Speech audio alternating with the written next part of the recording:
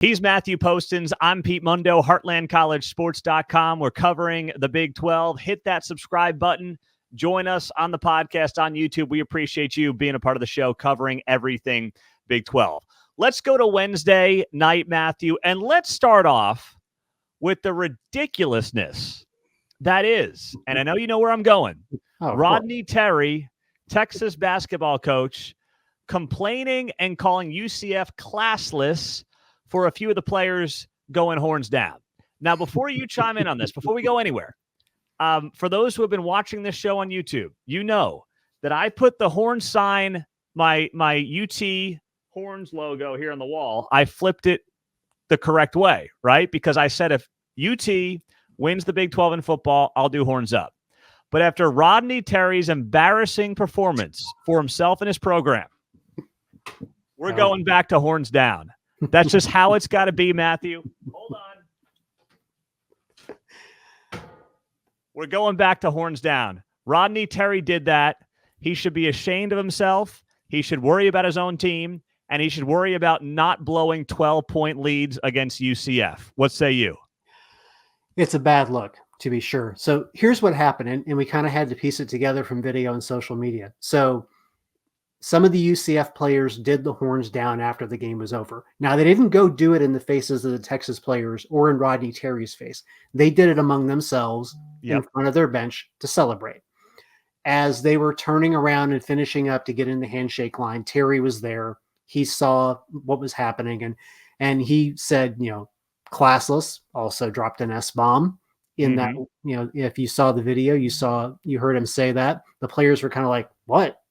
I mean, here's my thing. This is much more on Rodney Terry than it is on UCS players. Yes. In fact, I'm not even really concerned about what they did because everybody's done horns down. Now, I think you should only do it if you're from Oklahoma or Texas A&M, but that's just me being a Texan. Those are their rivals. They have that right. But, But here's a UCF team. These kids are never going to play Texas again in their lives. They're not. No, they're not. This was a moment. Top 25 team. It's UT. It's the only time they're ever going to play them. And the kids are having fun. They're kids being kids. Yeah, and the important thing is they're not doing it at Texas players. Correct. That's the thing. Correct. That's the thing where Rodney Terry is completely in the wrong here. If they were up in the face of Texas players, that's a whole other thing. That might have even led to a fine. Yes. But the fact that he handled it so poorly right after the game, and frankly, I thought he handled it poorly in the press conference too, talking about how that's not how we conduct ourselves. That's not how we, want our young guys to act. And I'm like, well, that's great for your team. And I don't think Johnny Dawkins wants that either at UCF. But like you said, focus on your team. You just blew a 13-point lead in the second half. You're now 1-3. You're not ranked anymore. Mm-hmm. Your job is starting to, be on the line now because you've got a good contract, but you don't have a great contract. There's not a big buyout in there for Rodney Terry the way they did that deal. No. And you're still trying to prove to the administration that you should be the guy that leads them into the SEC. So he's got far more bigger things to worry about than horns down. I mean, he only got the job because he won that Big 12 tournament. We talked about it last year. If he doesn't win that Big 12 tournament, I'm not convinced he ends up getting the job. So you're right. He's 1-3. He's feeling the heat. But I thought he completely embarrassed Texas. I mean, I think about what Steve Sarkisian said, I think it was before the season, about kind of embracing the hate. Mm-hmm. We're Texas. Yeah. It's who we are. You just embrace it. You have fun with it. Like you can't get offended by it. You're at Texas. You've got the bullseye on your back. Never mind the AAC school that comes to the Big 12. That's having a heck of an early season run, by the way. Beat KU, beat Texas.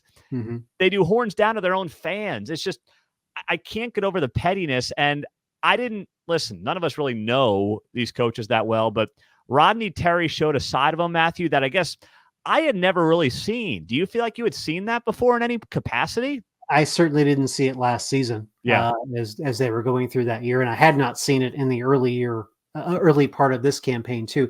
And I'll say this also, if Texas wasn't so anal about this and let it go, just didn't make it a deal, eventually, except for Oklahoma and Texas A&M, it would become far less of a problem for them. But because they've made it such an issue over the years.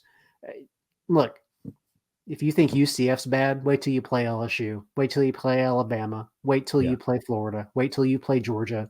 I mean, folks in Arkansas cook crocodiles when they play LSU. So, I mean, if this bothers you, you're not ready for the SEC. I agree with that. I agree with that. That was a terrible look for Rodney Terry and a terrible look for just the program. He really embarrassed the program. I'm Pete Mundo. He's Matthew Postins. Hit that subscribe button on the show. We appreciate you being here. That way you never miss an episode.